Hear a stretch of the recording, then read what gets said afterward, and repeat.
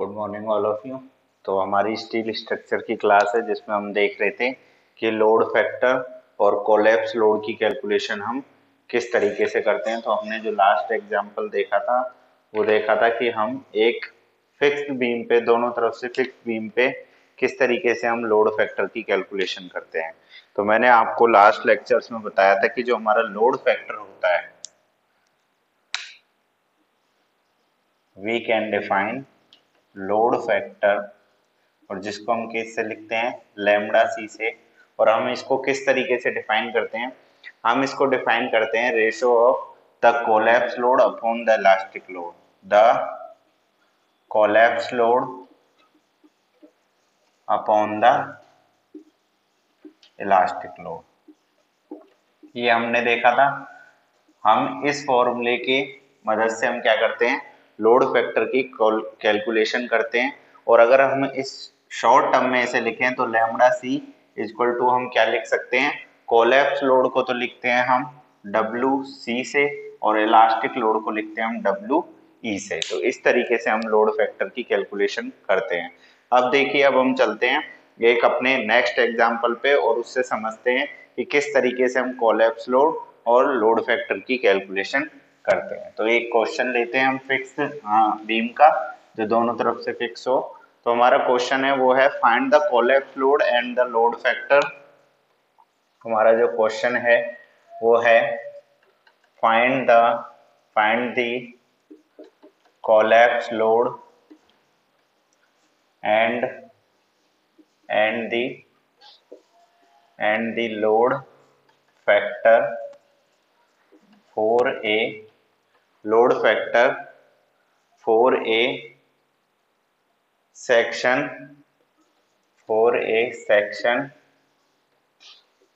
which is rectangular। कोई भी एक रेक्टेंगुलर सेक्शन है और उसके लिए हमें क्या करना है, कोलैप्स लोड और लोड फैक्टर फाइंड आउट करना है। अब जो उसकी शेप दे रखी है, जो डायग्राम दे रखा है फिक्स बीम, वो किस तरीके का है, इस तरीके से दोनों साइड से फिक्स सपोर्ट है। यहाँ पर एक लोड लग रहा है जिसका नाम है W, हम जिसको नाम देते हैं। और जो स्पान है W का वो A और B साइड से, A से है 7 मीटर एंड B से है ये 3 मीटर, और हम इस पॉइंट को नाम दे देते हैं C। इस तरीके से हमारा कोई भी क्वेश्चन आएगा फिक्स बीम का और उसमें हमसे पूछेगा आप कोलैप्स लोड और लोड फैक्टर की कैलकुलेशन कीजिए। तो देखिए हमें किस तरीके से ये करना है आगे सॉल्व। चलिए चलते हैं। तो हमें दोनों स्टेजेस के लिए निकालना है, प्लास्टिक स्टेज के लिए भी और इलास्टिक स्टेज के लिए भी। तो सबसे पहले हम इसका डिफ्लेक्शन डायग्राम बनाएंगे और देखेंगे किस तरीके से डिफ्लेक्शन ए पे और बी पे शो होता है। तो मैंने आपको पहले भी बताया था, जो इसका डिफ्लेक्शन डायग्राम बनता है, डिफ्लेक्शन शेप बनती है, वो किस तरीके से बनती है।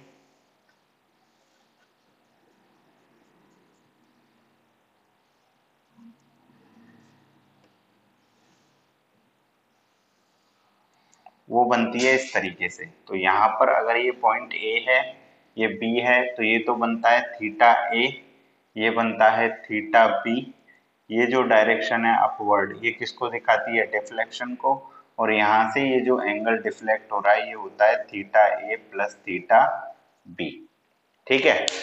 अब हमें क्या करना है, सबसे पहले हम प्लास्टिक स्टेज के अंदर बात करेंगे। फर्स्ट हम बात करेंगे किसके अंदर, प्लास्टिक स्टेज में बात करेंगे।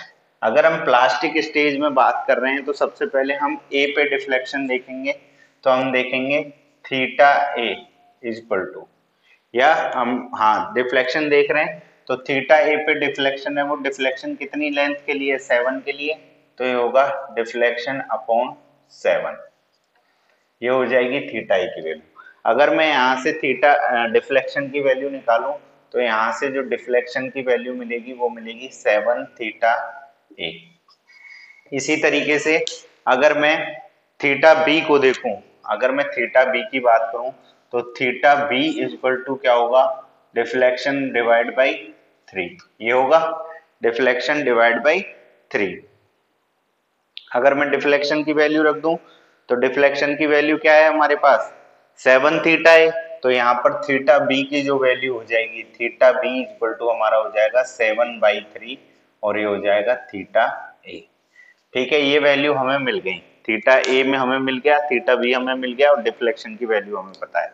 तो हम क्या लिखते हैं जब भी कोलैप्स लोड फाइंड आउट करते हैं कोलैप्स लोड के लिए कि जो एक्सटर्नल वर्क है वो किसके बराबर होगा, इंटरनल वर्क के। तो हम क्या लिखेंगे, हम लिखेंगे external work is equal to internal work. External work कौन से वर्क के बराबर होता है, इंटरनल वर्क के बराबर होता है। एक्सटर्नल वर्क किसके कारण आ रहा है, एक्सटर्नल वर्क आ रहा है हमारा किसके कारण, वो आ रहा है हमारा लोड के कारण, जो लोड लग रहा है उसके कारण हमारा एक्सटर्नल वर्क आ रहा है। और इंटरनल वर्क किसके कारण आता है, जो प्लास्टिक हिंज फॉर्म होता है उसके कारण क्या आता है, इंटरनल वर्क आता है। तो देखिए अगर एक्सटर्नल वर्क की बात होगी तो लोड के कारण आ रहा है तो वो क्या होगा WP into 7 theta A is equal to, internal work की जब हम बात करेंगे तो वो होगा MP theta A plus theta B plus theta A plus theta B, मतलब ए पॉइंट पे बी पॉइंट पे और इस पॉइंट पे जो ओवरऑल डिफ्लेक्शन हो रहा है वो एंगल हम कंसीडर करेंगे।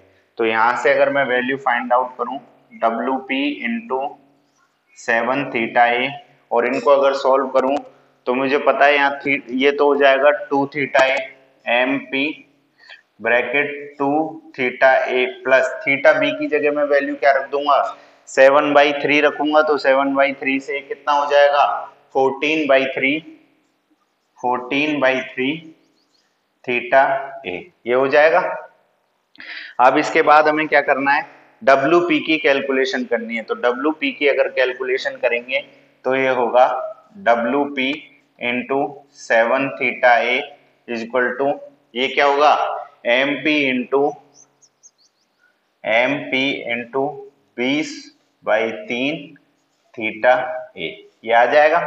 यहां से अगर मैं WP की वैल्यू MP के टर्म्स में निकालूंगा तो ये मेरे पास आएगी WP is equal to MP के टर्म्स में इसको डिवाइड में भेज देंगे तो ये आएगा 0.952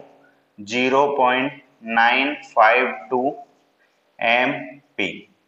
प्लास्टिक मूवमेंट की टर्म्स में अगर हम कोलैप्स लोड की वैल्यू फाइंड आउट करेंगे तो वो हमारे पास कितनी आएगी, वो हमारे पास आएगी 0.952 MP। ये हमारी कौन सी स्टेज के अंदर आई है, ये आई है हमारी प्लास्टिक स्टेज के अंदर। प्लास्टिक स्टेज के अंदर हमने क्या किया, एक्सटर्नल वर्क डन को, जो भी एक्सटर्नल वर्क है उसको बराबर कर लिया किसके, इंटरनल वर्क के।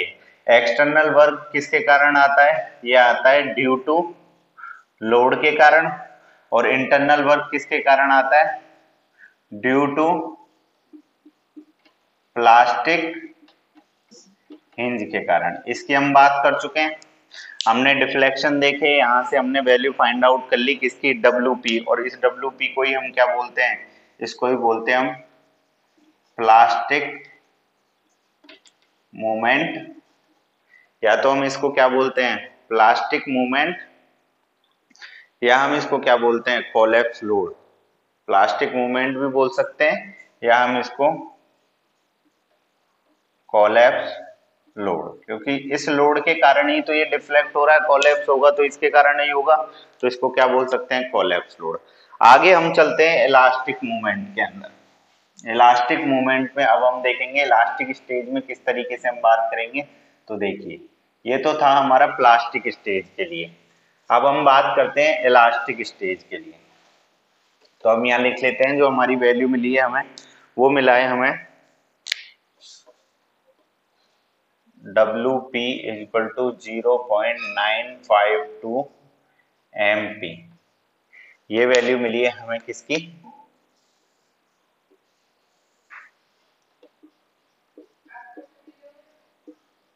प्लास्टिक स्टेज में जो वैल्यू मिली है वो हमने यहाँ लिख दी। अब हम निकालेंगे इलास्टिक स्टेज के लिए। तो देखिए अगर इलास्टिक स्टेज की मैं बात करता हूं तो इलास्टिक स्टेज के लिए जो हमारा डायग्राम रहेगा वो किस तरीके का रहेगा, इलास्टिक स्टेज हम पहले यहाँ लिखते हैं, हम सेकंड बात कर रहे हैं किसकी, इलास्टिक स्टेज की।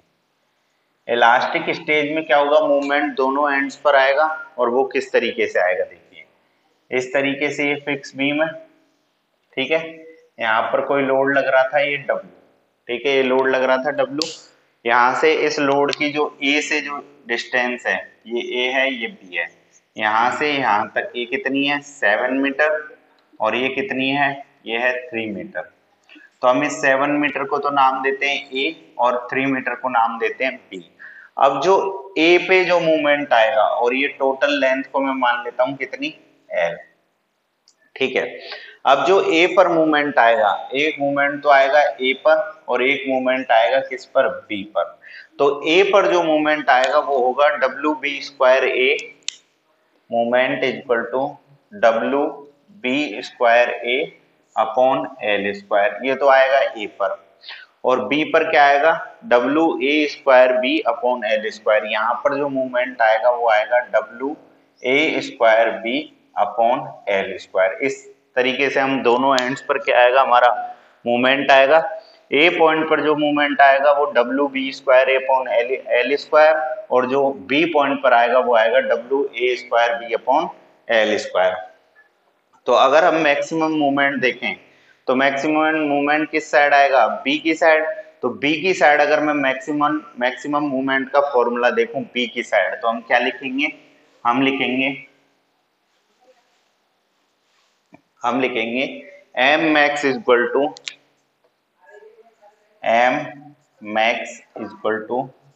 WB²A अपॉन L², ये आएगा WB²A अपॉन L²। ये तो क्या है, ये A है और ये क्या है, B है, ये अभी बताया। और W हमारा जो लोड है वो हमें पता नहीं है, इलास्टिक में कैलकुलेट कर रहे हैं, तो मैं इसको और क्या लिख सकता हूँ, WE इंटू B का स्क्वायर मतलब सॉरी, ये W A की साइड आएगा A²B, तो WA का स्क्वायर मतलब 7 का स्क्वायर मल्टीप्लाई बाय 3 और अपॉन में कितना आ जाएगा 10। तो हम ये वैल्यू पुट कर देंगे, तो यहाँ से जो M मैक्स आएगा वो आएगा 1.47 WE।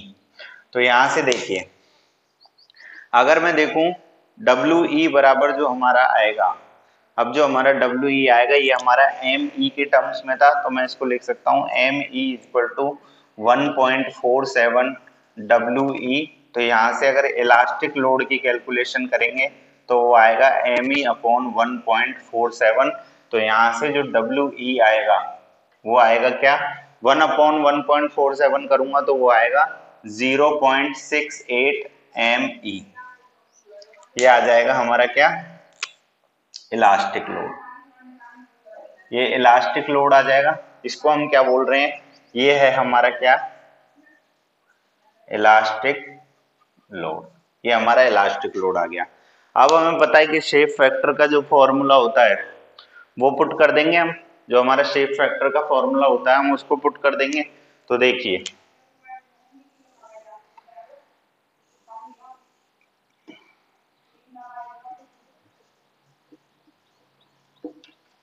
शेप फैक्टर का जो फॉर्मूला होता है वो होता है lambda C equal to WP upon WE, यही होता है, अभी थोड़ी देर पहले देखा था हमने। तो इनकी जगह वैल्यू पुट कर देते हैं हम 0.952 MP और 0.68 ME। और हमें शेप कैसी दे रखी थी, रेक्टेंगुलर शेप थी, हमने ये भी देखा था, हमने देखा था इसकी जो शेप थी वो कैसी थी, वो थी आपकी रेक्टेंगुलर शेप। तो देखिए यहां से अगर वैल्यू पुट करेंगे हम, तो वैल्यू पुट करेंगे lambda C equal to WP की वैल्यू 0.952 अपॉन 0.68 और हमारे पास मल्टीप्लाई में क्या है, इसके अलावा ये जो वैल्यू है इनके साथ में क्या है, इधर तो है MP अपॉन ME। अब देखिए हम जानते हैं कि रेक्टेंगुलर के लिए जो MP अपॉन ME की वैल्यू होती है वो कितनी होती है, 1.5 होती है। रेक्टेंगुलर के लिए MP अपॉन ME की वैल्यू कितनी होती है, 1.5। और MP अपॉन ME को हम क्या बोलते हैं, शेप फैक्टर बोलते हैं। तो देखिए यहाँ पे वैल्यू पुट करते हैं हम, तो हमारे पास जो लैम्बडा सी आएगा, यहाँ से लैम्बडा सी इक्वल टू ये आएगा 0.952 अपॉन 0.68 मल्टीप्लाई बाय 1.5। तो यहां से जो फाइनल लोड फैक्टर की वैल्यू आएगी वो आ जाएगी हमारे पास 2.1। ये हमारे पास क्या आ जाएगा, हमारा लोड फैक्टर की वैल्यू आ जाएगी। किसकी वैल्यू आ जाएगी, लोड फैक्टर की। और इसको ही हम क्या बोलेंगे, ये है हमारा लोड फैक्टर। ठीक है, तो इस तरीके से हम किसी भी फिक्स्ड बीम का जिसके दोनों एंड से बीम कैसा हो, फिक्स्ड हो, उसके लिए हम शेप फैक्टर की कैलकुलेशन कर सकते हैं। अब जब W दे रखा हो स्पान के टर्म्स में कि इतना मीटर A से स्पान है, इतने मीटर B से स्पान है, तो हम इलास्टिक और प्लास्टिक दोनों स्टेजेस में प्लास्टिक मूवमेंट और इलास्टिक मूवमेंट कैलकुलेट करके हम लोड फैक्टर की वैल्यू फाइंड आउट कर सकते हैं। तो ये था हमारा क्या, किसी भी बीम के लिए लोड फैक्टर की वैल्यू कैलकुलेट करना। और ये जो W है, ये जो W है, इसी को मैंने क्या बोला था कि ये प्लास्टिक स्टेज के अंदर जो WP आ रहा है, इसी को हम क्या बोलते हैं, इसी को हम बोलते हैं कोलैप्स लोड। इसी को हम क्या बोलते हैं, कोलैप्स लोड भी शो कर सकते हैं।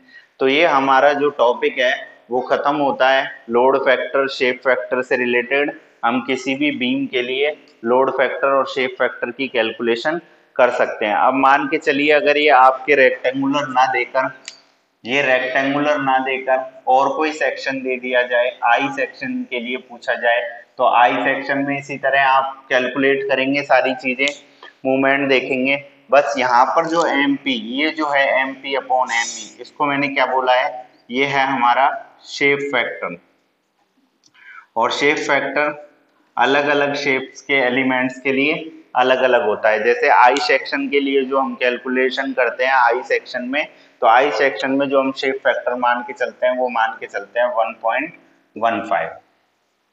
ठीक है, तो इस तरीके से हमारे टॉपिक एंड होता है। हमारा जो नेक्स्ट लेक्चर में जो टॉपिक रहेगा वो रहेगा कनेक्शंस को लेके। हम देखेंगे बोल्टेड कनेक्शन और वेल्डेड कनेक्शन किस तरीके से होते हैं, कैसे उनमें लोड फाइंड आउट करते हैं, एसेंट्रिसिटी क्या होती है, और उनमें क्या क्या जो टर्म्स है उनको हम रीड करते हैं। ठीक है, थैंक यू सो मच।